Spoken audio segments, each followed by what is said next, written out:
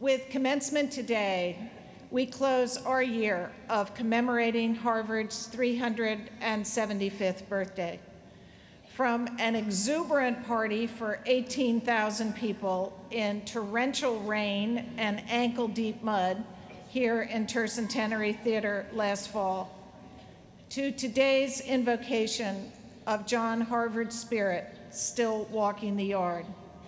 We have celebrated this special year and the institution's singular and distinguished history. Founded by an act of the Great and General Court of the Massachusetts Bay Colony in 1636, Harvard was the first college in the English colonies and is the oldest in what has become the United States. Harvard was already 140 years old when the nation was founded. There are few institutions in this country or even the world that can claim such longevity. But what does such a claim mean? At a time when the buzzword of innovation is everywhere, when the allure of the new drives business, politics, and society, what do we intend by our celebration of endurance and of history? Why do we see history as an essential part of our identity? Why is Harvard's past an invaluable resource as we decide how to shape the future? In a quite literal sense, history creates our identity, who we as Harvard actually are, and as a result, who we aspire to be.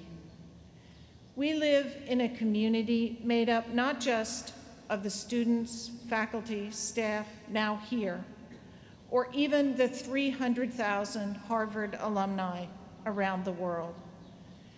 We are part of a community that extends across time as well as space. We acknowledge an indelible connection to those who have come before, predecessors both recent and remote, who remind us of what is possible for us by their demonstration of what was possible for them. Harvard's history instills both expectations and responsibilities as it challenges us to inhabit this legacy.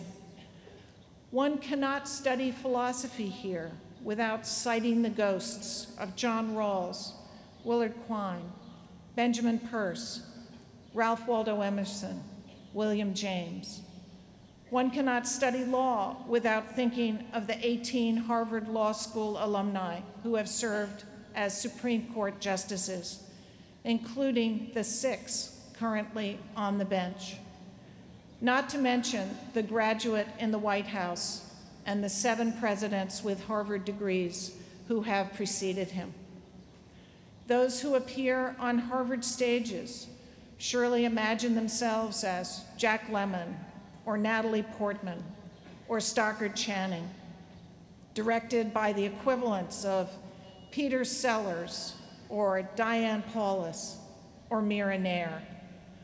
Or perhaps our aspiring actors see themselves in John Lithgow and Tommy Lee Jones, who returned together for Arts First Weekend last month to reminisce about their thespian adventures in Cambridge. And those seeking to change the world through technology are sure to reflect on Zuckerberg, Ballmer, and Gates. In those domains and so many others, we have the privilege of living alongside a remarkable heritage of predecessors. We've certainly not come to work and study in Cambridge and Boston because of the weather, though this past winter suggests climate change may be altering that. We are drawn here because others before us have set a standard that extends across centuries in its power and its appeal. We think of ourselves in their company. We seek to be worthy of that company. and to share our days with others similarly motivated and inspired. We want to contribute as they have contributed in every imaginable field. We want to know, to understand societies, governments, eras, organizations, galaxies, works of art and literature, structures, circuits, diseases, cells. We want to make our lives matter. We want to improve the human condition and build a better world. We want Harvard to ask that of us, to expect that of us, and to equip us to accomplish it. History shapes our institutional ideals as well as our individual ambitions. Having a history diminishes the grip of the myopic present, helping us to see beyond its bounds, to transcend the immediate in search of the enduring.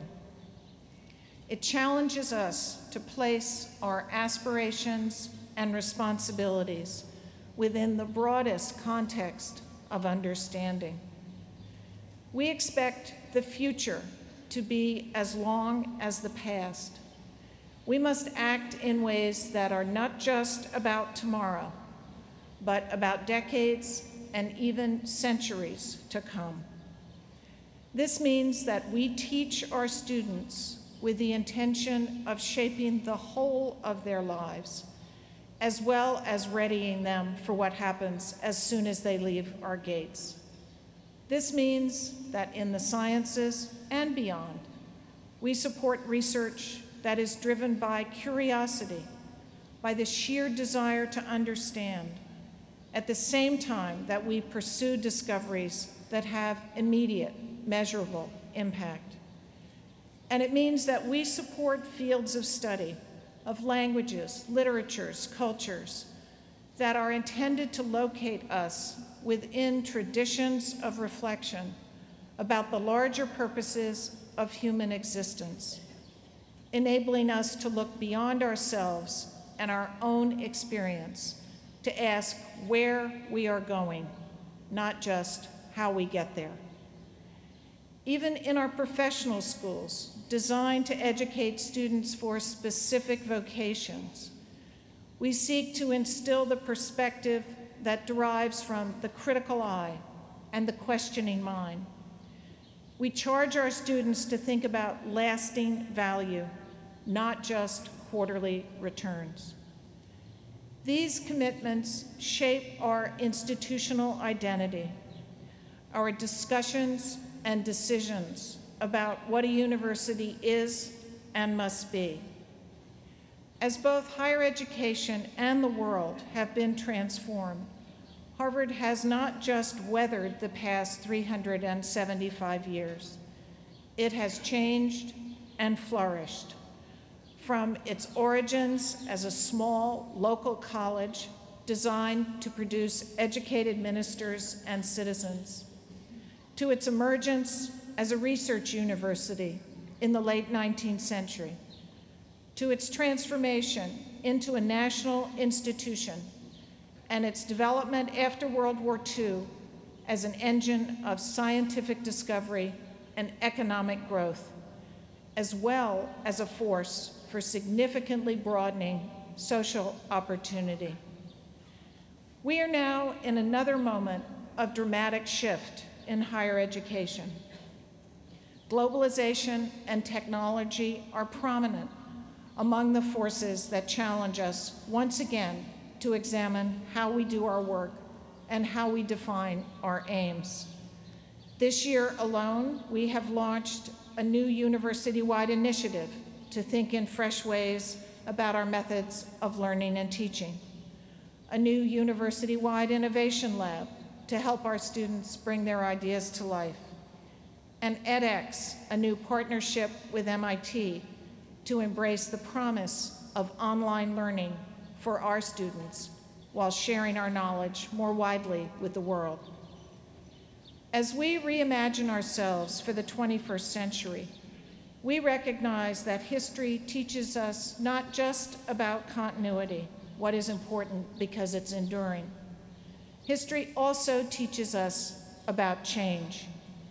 Harvard has survived and thrived by considering over and over again how its timeless and unwavering dedication to knowledge and truth must be adapted to the demands of each new age.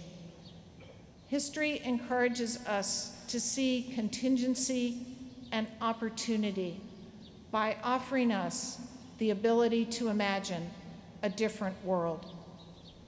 Think of how Harvard changed as we came to recognize that our commitment to fulfilling human potential required us to open our gates more broadly. The continuity of our deepest values led to the transformation of our practices and of the characteristics of the students, faculty, and staff who inhabit and embody Harvard. What was once unimaginable came to seem necessary and even inevitable as we extended the circle of inclusion and belonging to welcome minorities and women, and in recent years to so significantly enhance support for students of limited financial means. Our history provides a compass to steer by, to borrow a phrase from Massachusetts Bay Governor John Winthrop. It fills us with confidence in our purposes and in our ability to surmount the risks of uncharted seas. With the strength of our past, we welcome these unknowns and the opportunities they offer as we reimagine Harvard for the next 375 years. For nearly 4 centuries now, Harvard has been inventing the future. History is where the future begins. Thank you very much.